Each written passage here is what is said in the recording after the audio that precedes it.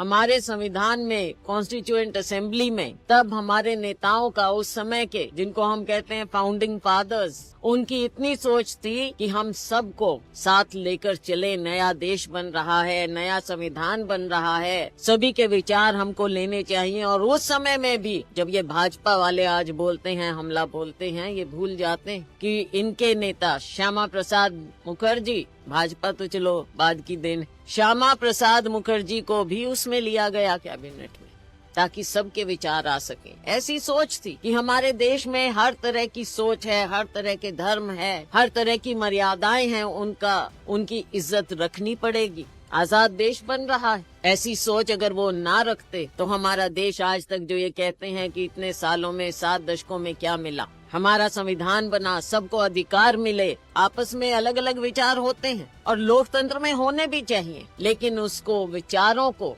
रखने का अधिकार भी दिया, हमारे संविधान ने दिया। ये हमारा ग्रंथ है। अगर हम अपने आजाद देश के ग्रंथ की इज्जत नहीं कर सकते, उनके रचयिता की इज्जत नहीं कर सकते, तो एक दूसरे की इज्जत नहीं कर सकते और लोकतंत्र की इज्जत जो आप आज देख रहे हैं। ज्यादा लंबी बात में नहीं जाऊंगी। आज इन लोगों की आदत हो गई, नेहरू जी को बुरा बोलो, इंदिरा जी को बुरा बोलो, राजीव जी को बुरा बोलो, कांग्रेस के हर नेता को बुरा बोलो, पूरे कांग्रेस के इतिहास को बुरा बोलो, आजादी की लड़ाई को बुरा बोलो। ये आज भाजपा की आदत हो गई। भूल जाते हैं आजादी के बाद दुनिया में कितने देश हैं जिन्होंने आजादी पाई, लेकिन कहीं पर भी, कहीं एक भी देश ऐसा नहीं है जो पहले गुलाम रहा हो, बाद में आजाद होने के बाद जहाँ पर लोकतंत्र जिंदा हो। एक भी देश ऐसा नहीं। लेकिन हमारे यहाँ 7 दशकों में लोकतंत्र जिंदा रहा है।